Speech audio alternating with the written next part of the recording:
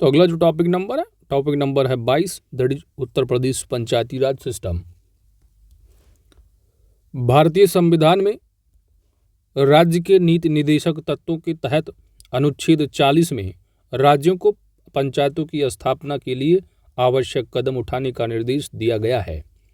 स्वतंत्र भारत में सर्वप्रथम उत्तर प्रदेश में पंचायती राज व्यवस्था लागू करने के उद्देश्य से संयुक्त प्रांत पंचायती राज अधिनियम 1947 पारित कर वर्ष 1949 ईस्वी में ग्राम सभाओं की स्थापना की गई। तो कई बार आपके एग्जाम में पूछा गया है कि राज्य को पंचायत गठन करने का जो बात कही गई कौन से आर्टिकल में संविधान है, तो संविधान का आर्टिकल नंबर 40 है। ठीक है, तो राज्य का नीति निर्देशक तत्व है, तो directive principle of state policy आप जो कवर करते हो पॉलिटी में आर्टिकल नंबर 36 से लेकर के 51 तक बात करता है। भाग की अगर बात की जाए तो तीसरा भाग आपका हो जाता है मूल अधिकार का। इसके बाद चौथा जो पार्ट है वो राज्य के नीति निर्देशक सिद्धांत है। 4A जो आपका आ जाता है वो मूल अधिकार का आता है, यानी मूल अधिकार हो गया 3 में, मूल कर्तव्य हो जाएगा आपका 4A में, और 4 में DPSP है। तो आर्टिकल 36 लेकर 51 तक बात की जाती है। तो आर्टिकल नंबर 40 की बात यहाँ पर की गई है। राज्यों को पंचायतों की स्थापना करने के लिए आवश्यक कदम उठाने का निर्देश दिया गया है, आर्टिकल नंबर 40। साथ ही साथ एग्जाम में पूछ लिया जाए कि पंचायती राज अधिनियम, तो उत्तर प्रदेश में पंचायती राज व्यवस्था लागू करने के उद्देश्य से संयुक्त प्रांत पंचायती राज अधिनियम 1947 पारित कर 1949 में ग्राम सभाओं की स्थापना की बात की गई। उत्तर प्रदेश में पंचायत की प्रथम बार स्थापना कब हुई है, तो 15 अगस्त 1949 ईस्वी को। पंचायतों के सदस्य अथवा प्रधान या अन्य पदाधिकारियों के लिए न्यूनतम आयु सीमा कितनी होती है, तो 21 वर्ष की उम्र होती है। जो आप 21 वर्ष कंप्लीट कर चुके हों या आप उससे ऊपर हों तो आप पंचायत के सदस्य, यानी जो जनरली गांव में आप देखते हो तो ग्राम पंचायत सदस्य यानी पंची का चुनाव बोलते हैं लोग, तो एक ग्राम सभा होती है और उस ग्राम सभा में इलेक्शन जो होता है वो ग्राम प्रधान का इलेक्शन हो जाता है। तो ग्राम प्रधान का चुनाव लड़ना 21 वर्ष उम्र होनी चाहिए। और ग्राम प्रधान के अलावा छोटे छोटे वार्ड में गांव में जो बटे हुए होते हैं, इन गांव में जो है यहाँ पर पंचायत सदस्य यानी पंची का चुनाव लड़ते हैं, तो ये हो जाते हैं पंचायत सदस्य। तो इसकी भी उम्र सीमा कितनी, 21 वर्ष।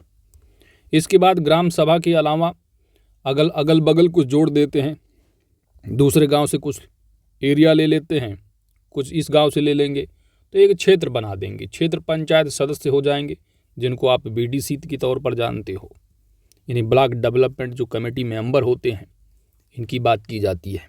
तो इन सभी के यदि आपको चुनाव लड़ना है तो आपकी उम्र सीमा कितनी होनी चाहिए, 21 वर्ष या उससे अधिक।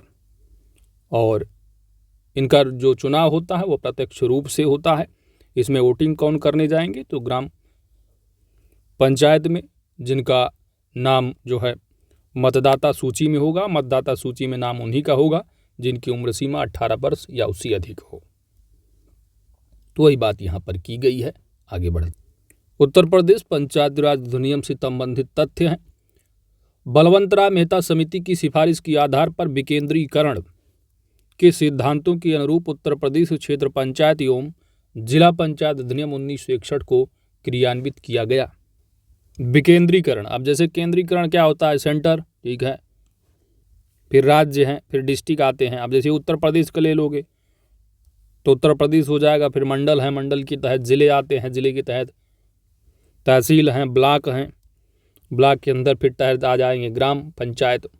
तो ऊपर से यहाँ पर सेंट्रलाइजेशन की बात की जाती नीचे, और विकेंद्रीकरण यानी डिसेंट्रलाइजेशन जो होगा वह नीचे से जाएगा। यानी यदि गांव का विकास करोगे तो गांव का विकास होगा, तो फिर ब्लॉकों का विकास हो जाएगा, ब्लॉक के तहसील से हो जाएंगे विकास, तहसीलों भी जब विकास डेवलप होंगे हर तहसीलें तो डिस्ट्रिक्ट हो जाएगा। इस तरह यहाँ पर विकेंद्रीकरण की बात की जाती है।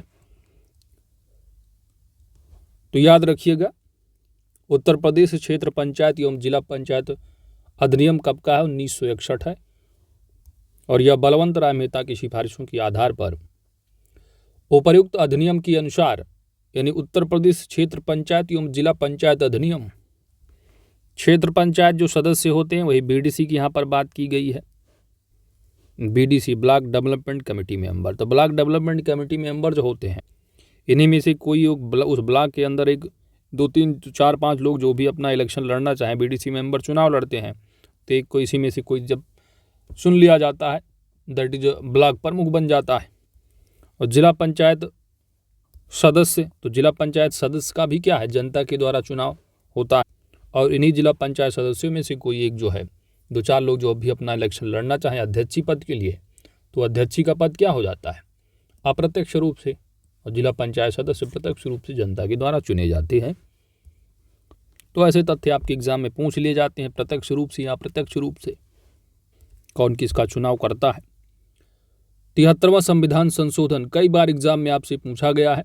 73वां संविधान संशोधन के द्वारा भारतीय संविधान में भाग 9 में अनुच्छेद 243 ए से लेकर के, तो 243 यहाँ पर आपको 243 लिखिए, तो 243 से लेकर के 243 तक पंचायती राज संस्थाओं को संवैधानिक दर्जा प्रदान किया गया है।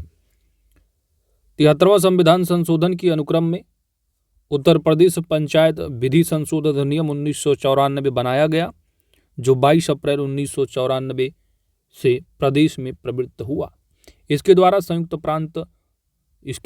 संयुक्त प्रांत पंचायती राज अधिनियम अपेक्षित संशोधन किए गए। इसके पश्चात भी इसमें कई बार जो है संशोधन किए गए। पंचायतों का चुनाव राज्य निर्वाचन आयोग के द्वारा वर्ष 1995 से कराया जा रहा है। तो यदि आपसे एग्जाम में पूछ लिया जाए कि उत्तर प्रदेश में पहली बार राज्य निर्वाचन आयोग के द्वारा पंचायतों का चुनाव कब कराया गया या कब से कराया जा रहा है, तो वर्ष होगा 1995। उत्तर प्रदेश में अधिसूचना दिनांक 23 अप्रैल 1994 के द्वारा पंचायतों एवं नगरीय निकायों के चुनाव कराने हेतु राज्य निर्वाचन आयोग की स्थापना की गई। तो राज्य निर्वाचन आयोग की कब हुई, तो अधिसूचना जारी की गई 23 अप्रैल 1994 के द्वारा। इसी के तहत जो है पंचायती राज चुनाव के लिए राज्य निर्वाचन आयोग की स्थापना की गई। पंचायतों को आर्थिक रूप से सुदृढ़ करने एवं स्वशासन की इकाई के रूप में सक्षम बनाने के लिए संविधान की 11वीं अनुसूची के कार्यों को पंचायतों को हस्तांतरित किया गया।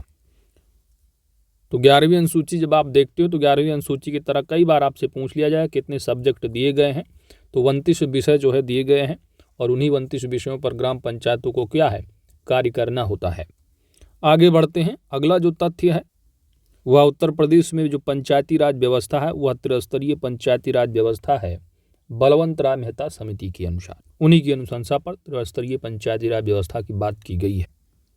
तो कौन कौन सी त्रिस्तरीय हैं? पहला लेवल यहाँ पर आप देख पा रहे हो ग्राम पंचायत है, क्षेत्र पंचायत है और तीसरा यहाँ पर जिला पंचायत देखने को मिल रहा है। जिला पंचायत, तो जिला पंचायत का गठन जो है प्रत्येक जिले में जो है गठन किया जाता है जिला पंचायत का। जिला पंचायत के सदस्यों का चुनाव प्रत्यक्ष रूप से मतदाताओं द्वारा किया जाता है। सदस्यों का चुनाव कौन? क्षेत्र पंचायत सदस्य। क्षेत्र पंचायत सदस्य जो गांव से बेसिकली बिलोंग करते होंगे उनको मालूम होगा बीडीसी का इलेक्शन होता है ब्लॉक डेवलप कमेटी में मेंबर। तो ब्लॉक डेवलपमेंट कमेटी मेंबर हो गए। तो क्षेत्र पंचायत सदस्यों का चुनाव भी क्या है, प्रत्यक्ष रूप से होता है। भाई गांव में होंगे वही तो जानेंगे क्योंकि ग्राम पंचायत पढ़ रहे हो, जो शहर में होंगे अपना वो म्यूनिसिपालिटी से संबंधित तथ्यों को जानते होंगे। प्रत्येक क्षेत्र पंचायत में एक प्रमुख तथा एक उप प्रमुख एवं सदस्य होते हैं। प्रमुख तथा उप प्रमुख का चुनाव सदस्यों द्वारा अपने बीच से किया जाता है। यानी तमाम जो क्षेत्र हैं उत्तर प्रदेश में, जरूरी नहीं है कि ही ग्राम सभा में जो है हो सकता है उस ग्राम सभा में गांव है, लगे हुए हैं गांव, ठीक है, तो पता चला यहाँ से कुछ गांव ऐड कर दिए इस ग्राम सभा से, कुछ गांव यहाँ से ऐड कर दिए इस ग्राम सभा से और उसको बना दिया क्षेत्र, तो क्षेत्र पंचायत सदस्य यहाँ से निकलेंगे। तो इस तरह जो है किया जाता है क्षेत्र पंचायत का चुनाव। तो क्षेत्र पंचायत चुनाव जो है जनता के द्वारा चुने जाते हैं। इन्हीं बीडीसी मेंबर्स में से 2-4 लोग अपना ब्लॉक प्रमुख के लिए इलेक्शन लड़ लेते हैं और इन्हीं बीडीसी मेंबर्स के द्वारा वोट किया जाता है। तो अप्रत्यक्ष रूप से यहाँ पर बात की गई है। तो प्रमुख हों या उप प्रमुख हों इन सभी का चुनाव अप्रत्यक्ष रूप से होता है। अध्यक्ष की बात की जाए तो अध्यक्ष हो गए या उपाध्यक्ष हो गए, इनका भी चुनाव अपने ही सदस्यों यानी कि जो जिला पंचायत सदस्य होती जो कि जनता के द्वारा चुन के जाते हैं, तो उन्हीं सदस्यों में से अपना एक उपाध्यक्ष एक जो है अध्यक्ष चुन लिया जाता है। तो अप्रत्यक्ष रूप से ये हो गए, प्रत्यक्ष रूप से सदस्य हो गए जिला पंचायत की। और ग्राम पंचायत की बात करोगे तो ग्राम पंचायत में प्रधान हो या ग्राम पंचायत सदस्य हो, इनका चुनाव भी क्या है, प्रत्यक्ष रूप से जनता के द्वारा ही किया जाता है। कौन करेगा? जिनकी उम्र 18 वर्ष हो, साथ ही साथ उनका नाम मतदाता सूची में होना चाहिए। आगे देखते हैं, ग्राम पंचायत का अध्यक्ष ग्राम प्रधान होता है। ग्राम पंचायतों का गठन यथासंभव 1000 की आबादी पर कर दिया जाता है। तो ग्राम पंचायत का गठन जो है मिनिमम कितना, कम से कम 1000 की आबादी होनी चाहिए, तब जो है ग्राम पंचायत का गठन किया जा सकता है। ग्राम प्रधान एवं ग्राम पंचायत के सदस्यों का चुनाव प्रत्यक्ष रूप से ग्राम सभा के मतदाताओं द्वारा होता है। तो प्रत्यक्ष रूप से उप प्रधान चुनाव जो होगा तो ग्राम प्रधान का चुनाव भी होता है। ग्राम प्रधान के साथ साथ जो वार्ड बते होते हैं गांव में, है ना, विभिन्न वार्ड, तिन्हीं वार्डों में से जो ग्राम पंचायत सदस्य बन चुन के निकलते हैं यहाँ से, तो इन्हीं सदस्यों में से कोई एक उप प्रधान चुन लिया जाता है। तो उप प्रधान का चुनाव क्या है, इनडायरेक्टली होता है, प्रत्यक्ष रूप से। ग्राम पंचायतों के चुने हुए सदस्यों द्वारा उप प्रधान का चुनाव होता है। ग्राम पंचायत के सदस्यों की संख्या का निर्धारण जनसंख्या के आधार पर होता है। तो यदि उस ग्राम सभा की, जो ग्राम पंचायत है, ग्राम सभा जो है, उसमें यदि पॉपुलेशन 1000 तक जनसंख्या है तो उसमें 9 जो है सदस्य चुने जा सकते हैं। और 1000 से अधिक है आबादी गांव की, किंतु 2000 से कम है तो 11 सदस्य का चुनाव होगा, यानी 11 वार्ड में बढ़ जाएंगे गांव, उसी में से चुनाव हो जाएगा पंची का। 2000 से अधिक है तो 13 सदस्य, और 3000 से अधिक आबादी है तो 15 सदस्य बन सकेंगे। ये तथ्य आपके लिए इम्पॉर्टेंट हो जाता है, इनको याद रखिएगा। आगे बढ़ते हैं। आगे बढ़ने से पहले थोड़ा यहाँ पर आप देख लो, ये जो त्रिस्तरीय पंचायती राज सिस्टम है उत्तर प्रदेश का, यहाँ पर आप जानते हो अगर जनता द्वारा जो चुने हुए आते हैं यहाँ पर, तो यहाँ पर हो जाते हैं प्रधान। कौन? प्रधान। और सचिव के तौर पर जो होते हैं वह बीडीओ होते हैं, जो आप जानते हो PSSSC के माध्यम से, जो कि अभी हाल ही परीक्षा भी होने वाली है। That is village development officer है, ग्राम विकास अधिकारी, यानी कि सेक्रेटरी भी कहते हैं। तो ग्राम सचिव, अब आजकल कम से कम आप जानते हो 5 जो है ग्राम सभाओं को संभाल रहे हैं। वीडियो की वैकेंसी ऐसी चल रही, समझ रहे हैं आप, एक वीडियो के अंदर 5 ग्राम पंचायतें। तो यहाँ पर सचिव के तौर पर कौन होते हैं, तो जनता द्वारा चुन लिए गए प्रधान अध्यक्ष हो गए। सरकार के द्वारा यहाँ पर कौन बैठते हैं, बीडीओ हो जाते हैं, ग्राम विकास अधिकारी। यहाँ पर आप बात करोगे क्षेत्र पंचायत, तो क्षेत्र पंचायत पर जो खंड होता है, ब्लॉक जो होता है, तो वहाँ पर जो है सरकार के अधिकारी जो होते हैं मेन यहाँ पर सचिव के तौर पर, वो होते हैं बीडीओ, है ना, जो PCS के थ्रू जो आप लोग आ जाते हैं, that is block development officer, खंड विकास अधिकारी, बीडीओ। तो बीडीओ हो गए सरकार की तरफ से एज सचिव। जनता के तौर पर यहाँ पर जो है ब्लॉक प्रमुख बैठते हैं, तो यहाँ पर जनप्रतिनिधि ब्लॉक प्रमुख हो गए। जिला लेवल पर देखोगे तो जिला लेवल पर कौन होता, तो जनप्रतिनिधि के तौर पर यहाँ पर जिला पंचायत अध्यक्ष होते हैं। ठीक है, जिला पंचायत अध्यक्ष। ऑफिसर के तौर पर, सचिव के तौर पर यहाँ पर जो होंगे वो होंगे पंचायती राज अधिकारी या CDO, चीफ डेवलपमेंट ऑफिसर, मुख्य विकास अधिकारी बैठते हैं। ठीक है, तो ये है सिनेरियो। आगे देखते हैं। बाकी आप जानते हो CDO वगैरह जो होते हैं नए आते हैं, बढ़िया। आइए से सेलेक्ट होकर के आइए, देखिए भाई आगे। ग्राम पंचायत की बैठक अक्सर पूछ लिया जाता है आपके एग्जाम में। ग्राम पंचायत का सचिव ग्राम विकास अधिकारी होता है। एक ग्राम विकास अधिकारी वर्तमान में 5 ग्राम पंचायतों का कार्य देखता है। आप देख पा रहे हैं वीडियो कमी है, 5 ग्राम पंचायत देख पा रहे हैं। वीडियो वैकेंसी फिल ही नहीं हो रही है, पेपर ही नहीं चल रहे हैं अभी। 2 लगातार बैठकों के बीच 2 मास से अधिक का अंतर नहीं होगा। तो ये आपके लिए इंपॉर्टेंट फैक्ट है। 2 लगातार बैठकों के बीच 2 मास से अधिक का अंतर नहीं होगा। ग्राम पंचायत की बैठक की बात की जा रही। 2 मास, वो भी किसकी? 2 लगातार बैठकों के बीच। कार्य संपादन हेतु ग्राम पंचायत की बैठक सामान्यतः प्रत्येक मास में कम से कम एक बार होना चाहिए। किसी ग्राम पंचायत की प्रथम बैठक उस ग्राम पंचायत के गठन के 30 दिन के भीतर होना अनिवार्य है, अनिवार्य। आगे बढ़ते हैं। अब बात करते हैं ग्राम सभा की बैठक। तो प्रथम बैठक जो ग्राम सभा की खरीफ की बैठक, जो कि खरीफ की फसल कटने की तुरंत बाद आहूत होगी। द्वितीय जो होगी वह बैठक रबी की बैठक, जो रबी की फसल कटने के तुरंत बाद संपन्न होगी। तो प्रतिवर्ष आपसे यह फैक्ट आपसे एग्जाम में बार बार पूछा गया है कि प्रतिवर्ष सामान्य जो बैठक है ग्राम सभा की वह कितनी होनी चाहिए? तो साल भर में कम से कम 2 बैठकें होना अनिवार्य है। आगे बढ़ते हैं। ग्राम प्रधान को हटाने की प्रक्रिया कानून में दिया गया है, संविधान में प्रोविजन है भैया, लेकिन एक बार जो बन गया वो तो 5 साल के लिए राजा। वोट मांगने के टाइम घर घर, बनने के बाद बहुत कम ही लोग जाते होंगे, जनता ही जाती है। ग्राम प्रधान को हटाने की प्रक्रिया क्या दिया हुआ है? ग्राम प्रधान को हटाने हेतु ग्राम पंचायत द्वारा एक विशेष बैठक बुलाई जाती है, जिसकी 15 दिन पूर्व सूचना देनी अनिवार्य होती है। तो आप बुला रहे हो लोगों को हटाने के लिए, तो जब आप बैठक बुला रहे हो विशेष बैठक, तो आप 15 दिन पहले सूचना दे दो। जब सूचना दे दिए उसके बाद क्या हो रहा है? ग्राम प्रधान को हटाने के लिए बुलाई गई विशेष बैठक के लिए गणपूर्ति, इसके लिए भी क्या है? कोरम होना चाहिए। तो गणपूर्ति का होना आवश्यक है, जो उस ग्राम सभा के 1/3 सदस्यों से कम नहीं होगा। अब ग्राम सभा सदस्य में कौन आएंगे? जो वोट नहीं वो भी दौड़ के आएंगे क्या? ग्राम सभा सदस्य में जिनकी मतदाता सूची में नाम है, भाई जिन्होंने वोट दिया है तो वही लोग आए अपना।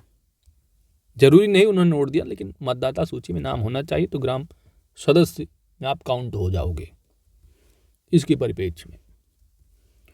तो गणपूर्ति होना आवश्यक है। गणपूर्ति के लिए 1/3 सदस्यों से कम नहीं होना चाहिए। मान लीजिए किसी ग्राम सभा की आबादी कितनी है? 1200 है, 1200 आबादी है। तो अगर आप प्रधान को हटाने के लिए बुला रहे हो, तो अगर आपके पक्ष में आ गए कितने लोग? कम से कम 1/3 अर्थात 400 लोग आ गए कि हाँ हम चाह रहे हैं, तो बैठक में आए कितने? 400 लोग। तब आप मान लोगे आपकी बैठक सही है। अब ये 400 लोग जब आ गए, यदि बैठक में गणपूर्ति या अपेक्षित बहुमत न होने के कारण प्रधान को हटाने हेतु प्रस्ताव पारित न हो सके, तो उसी प्रधान को हटाने के लिए दूसरा इस प्रकार का प्रस्ताव उस बैठक के 1 वर्ष के भीतर नहीं लाया जा सकता। अब इसको समझने से पहले आप इस तथ्य को देख लो। तो ग्राम सभा की बैठक बुलाए, 1200 की आबादी है, 400 लोग हो गए, गणपूर्ति कोरम हो गया, कोटा जब पूरा हुआ तो इस बैठक में ग्राम सभा के उपस्थित और मतदान करने वाले सदस्यों के 2/3 बहुमत द्वारा प्रधान को हटाया जा सकता है। तो बैठक में कितने लोग हैं? 400। गणपूर्ति पूर्ण हो गया कोरम आपका। तो 400 लोग जो आए हैं, इनमें उपस्थित और मतदान करने वाले सदस्यों के 2/3 बहुमत द्वारा प्रधान को हटाया जा सकता है। तो इन 400 में मतदान भी करें, साथ ही साथ उपस्थित भी हों, तो इसका क्या है? 2/3 होना चाहिए। तब आप प्रक्रिया संपन्न कर लोगे प्रधान को हटाने की। बाकी सब ये किताबी बातें हैं, प्रैक्टिकली आप जो है देखते नहीं होगे। आगे बढ़ते हैं। हाँ, उसके बाद यहाँ पर जो कहा गया है, यदि बैठक में गणपूर्ति या अपेक्षित बहुमत न होने के कारण प्रधान को हटाने हेतु प्रस्ताव पारित न हो सके, तो उसी प्रधान को हटाने के लिए आप दूसरी बार सोच रहे हो, दूसरी बार अविश्वास प्रस्ताव लेकर आ रहे हो। तो 5 साल के लिए एक बार बने प्रधान, 5 साल की ये राजा हो। मान लीजिए आप इलेक्शन बाद जीत गए, उसके बाद कुछ दिन बाद फिर लेके आ रहे हो आप प्रस्ताव। तो मान लीजिए 1 साल बीत ही गया था, अब दूसरी साल लेके आ रहे हो प्रस्ताव। तब इसके बीच में 1 साल का अंतर होना चाहिए, यानी आप जो है 1 साल रुकने के बाद ही दूसरा अविश्वास प्रस्ताव ला सकते हो। यही बात यहाँ पर की गई है, 1 वर्ष के भीतर नहीं लाया जा सकता है। बढ़ते हैं दोस्त आगे।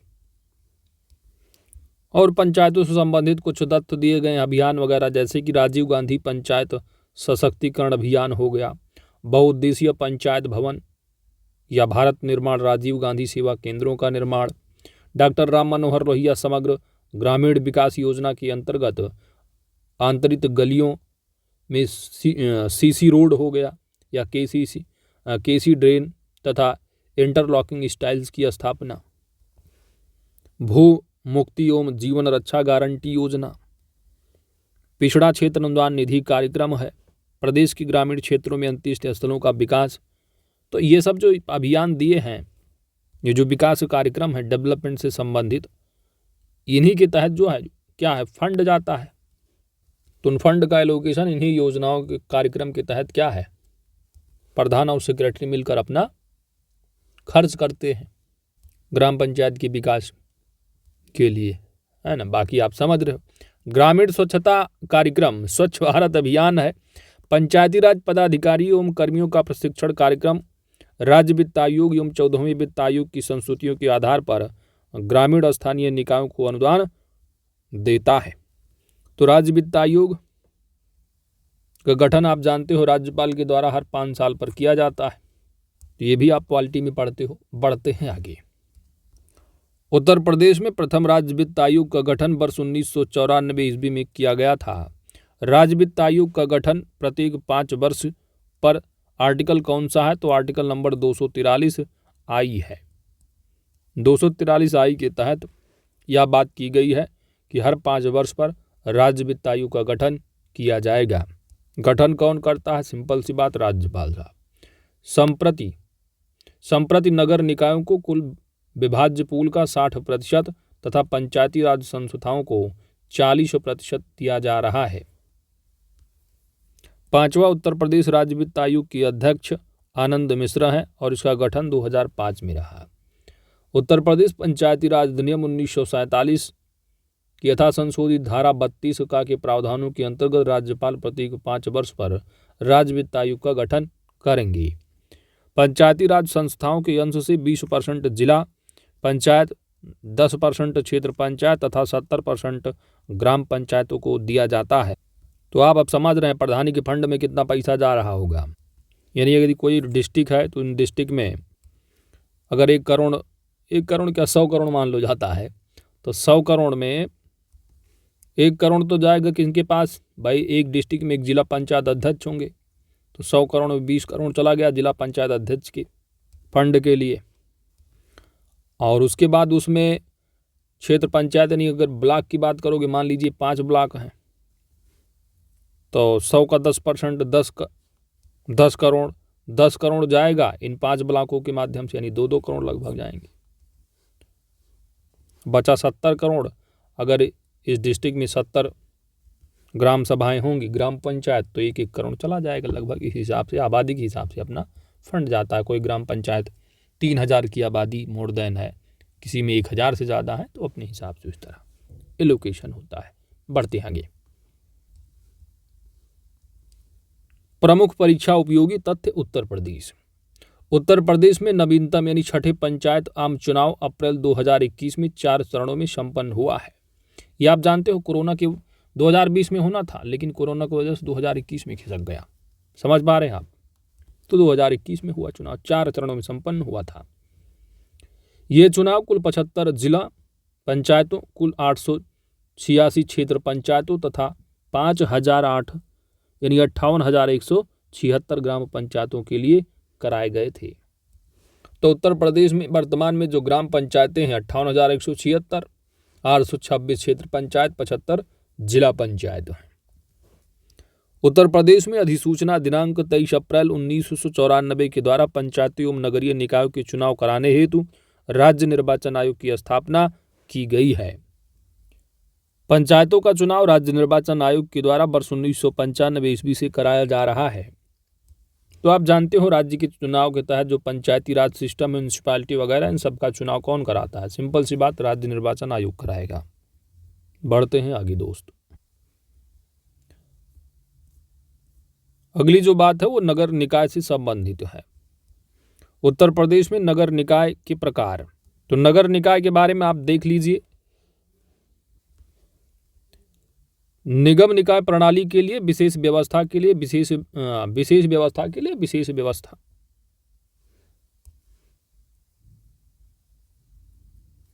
निगम निकाय प्रणाली के लिए विशेष व्यवस्था क्या की गई? तो 74वां संविधान संशोधन म्युनिसिपैलिटी से संबंधित। संविधान 74वां संविधान संशोधन 1992 द्वारा भाग 9 का, तो 9 में क्या है आपका? पंचायती राज है, और 9A में क्या हो जाएगा? म्युनिसिपैलिटी हो जाएगा। तो भाग 9 का के तहत संविधान में अनुच्छेद 243 से लेकर के 243O तक आपने क्या देखा? पंचायती राज का, ग्राम पंचायतों का। अब आप जो है 243O के बाद आएगा P, तो P से लेकर के 243G तक म्युनिसिपैलिटी से संबंधित प्रावधान दिए गए हैं। भाग कौन सा होगा? 9A होगा। निगम में निर्वाचित होने वाले सदस्यों की कुल जो संख्या है वह 60 से कम तथा 110 से अधिक नहीं हो सकती है। उत्तर प्रदेश नगर निगम अधिनियम वर्ष 1959 ईस्वी में अधिनियमित पारित किया गया। ठीक है, तो अधिनियमित कब हुआ है? यह है 1959 का। पूछ ले एक्ट वर्ष वगैरह कभी पूछ लेते हैं एग्जाम में, तो याद रखो। और निर्वाचित जो सदस्य निगम में है, सदस्यों की जो संख्या है 60 से कम तथा 110 से अधिक नहीं होनी चाहिए, यानी मिनिमम 60 मैक्सिमम 110। उत्तर प्रदेश में नगरीय स्वायत्त शासन संयुक्त प्रांत नगर पालिका अधिनियम 1916 के तहत वर्ष 1916 में प्रारंभ किया गया। नगर निकाय, तो नगर निकाय के प्रकार कितने हैं? तो नगर निगम हो गए, जो कि आप जानते हैं उत्तर प्रदेश में 17 नगर निगम है। नगर पालिका परिषद हो गया और नगर पंचायतें हो गई। नगर पंचायत कितनी है? तो नगर पंचायत कितनी हो जाएंगी? तो 517 है, आप जानते हो नगर पंचायत। अच्छा, ये नगर पालिका परिषद है, तो नगर पंचायत कितने? 517 है, और नगर पालिका परिषद जो है आपकी 200 है। आइए एक एक करके देखते हैं। नगर निगम में एक मेयर, एक उपमेयर व 3 प्रकार के सभासद होते हैं। तो एक मेयर, एक उपमेयर। मेयर का जो निर्वाचन वह प्रत्यक्ष रूप से वयस्क जनता द्वारा होता है। मेयर 5 वर्ष हेतु चुने जाते हैं तथा पद धारण तिथि से 2 वर्ष तक उसके खिलाफ अविश्वास प्रस्ताव नहीं लाया जा सकता। कितने वर्ष तक? 2 वर्ष तक। एक बार चुनाव हो गया, बन गए, तो आप 2 साल इंतजार करिए, उसके बाद लाइए। यदि 2 वर्ष बाद अविश्वास प्रस्ताव लाया जाता है और वह पारित नहीं होता है, तो फिर आप पुनः तिथि से 2 वर्ष जो है इंतजार करिए। प्रधानिक चुनाव में आप लाइए, लेकिन वहाँ पर 1 साल का अंतर के बाद फिर लाइए आप। लेकिन यहाँ चुनाव होने के 2 वर्ष बाद आप बिल्कुल बीच में आप कुछ नहीं कर सकते, और अंतर भी 2 वर्ष के बाद। तो मेयर, उपमेयर हो गए। सभासदों में 3 प्रकार के सभासद होते हैं: निर्वाचित, मनोनीत और पदेन। पदेन सदस्यों के अंतर्गत नगर क्षेत्र वाले लोकसभा एवं राज्यसभा सदस्य तथा विधानसभा एवं विधान परिषद सदस्य आते हैं। नगर पालिका परिषद है, तो नगर पालिका का प्रादेशिक क्षेत्र राज्यपाल द्वारा अधिसूचित किया जाता है, राज्यपाल द्वारा। नगर पंचायत, आगे बढ़ते हैं, और अगला जो टॉपिक होगा वो टॉपिक नंबर 23 होगा, दैट इज न्याय व्यवस्था। तो आपने टॉपिक 22 अच्छे से कवर कर लिया, that is Panchayati Raj system, जिसमें आपने ग्राम पंचायत और म्युनिसिपैलिटी को कवर किया है।